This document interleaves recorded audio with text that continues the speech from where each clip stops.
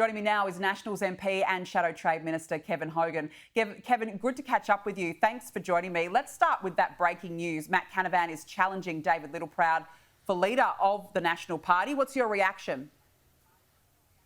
Well, look, I spoke to Matt this afternoon and I said, good on you, like, have a go. I mean, the first meeting after an election, there's a spill of positions naturally. It's like an AGM of a community club where you go and all positions are declared open. So Matt wants to use that opportunity to make a position and to make a statement and to tell him where he thinks we're going okay and tell us where we think we're not going okay. So I said to Matt, good on you for taking this opportunity to put your position. I look forward to listening to you on Monday afternoon. That being said, I don't think Matt will get very close to winning. I think David has the overwhelming support of the room for a whole lot of reasons. One reason being that we haven't lost a lower house seat in this election when obviously our Liberal cousins went backwards by a long way.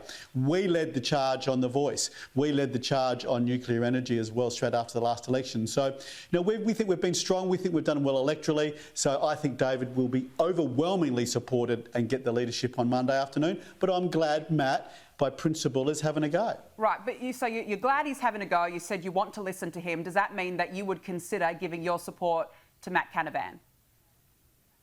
No, I'll be supporting David Littleproud for the leadership, and I think the vast majority of the room will be supporting David Littleproud. I don't think it'll be close, but I think that I'm glad though that Matt is taking the opportunity, as is his right, to make a point and to make and to say what he wants to say Monday afternoon. I look forward to that. But David has my support. I think he has the support, overwhelming support of the room for the reasons I just said, in the sense that we did not lose a lower house seat on Saturday. Will you run for a position? Are you going to put your hand up as deputy?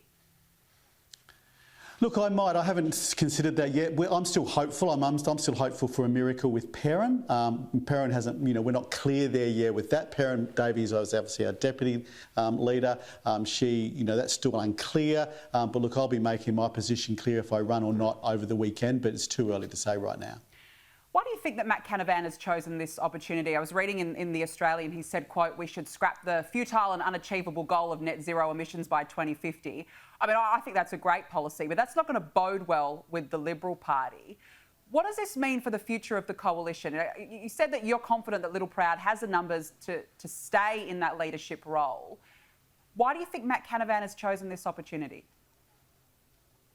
Well, look, Matt is an important voice. I mean, Matt is talking for the voice of a lot of Australians, and it's important his voice is heard across the media, across the community and in our party room. So the fact that Matt's taking the opportunity on Monday afternoon, good on him. And that's what I said to him, good on you for taking this opportunity. But look, again, I think the overwhelming support will be for David in the leadership. What do you make of the comments that have been made about a split within the coalition? Is that true? Are the Nats and the Libs at war? Look, I think it was too strong. Look, I think the country is best when the coalition is strong. When we're in government and there's a strong coalition government, I think that's when Australia does best with good governance.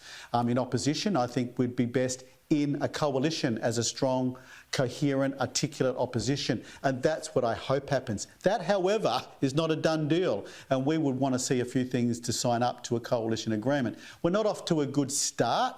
I mean, I heard your comments about Jacinta. I like Jacinta. I wish Jacinta well, but we're exceptionally disappointed about what has happened, but also the process of how that has happened. There'd normally be discussions about that between state divisions if someone wants to switch parties. Not the first person that has wanted to switch between the Liberals and the Nationals. There's a process you should follow there. It wasn't followed. So it's not a good start for a coalition agreement that this has happened. But that being said, my belief, and I think the overwhelming belief of the Nationals party room, is we are looking to sign a coalition agreement next week. It's not a done deal, and there'll be certain things that have to happen for that to be done to satisfy us, but we're not off to a good start. Yeah, well, Jacinta Nampijinpa-Price was on 2GB radio this morning and she said that she did follow due process. She said she contacted all of her colleagues within the National Party. Were you given a heads up? Do you think that due process was followed? Well, look, I don't, but look, Did she contact you? She said she contacted everybody. No, I was not contacted before that decision. I found out that decision through the press.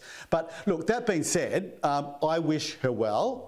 I don't think due process was followed. Obviously, we're disappointed. Jacinta, we love Jacinta. Jacinta, as you have said through the referendum, was a leading light. We as Nats are a tight team. The fact she's chosen to do what she has done, I wish her well. Obviously, of course, I'm disappointed we're losing Jacinta from our party room. But look, I get the bigger picture. But look, it doesn't mean the coalition agreement is off to a good start. But that being said as well, I hope at the end of next week, we have the new leadership of the Liberal Party will have been determined. David, I think, will still be our leader. And I hope we are signing a coalition agreement and that we're going to be a strong, effective opposition straight away for all the reasons you just mentioned about what I think is going to be an extremely arrogant, socialist new Labor government. But just to confirm there, because you don't sound 100% convinced, I've got to say, about the prospect of a coalition agreement.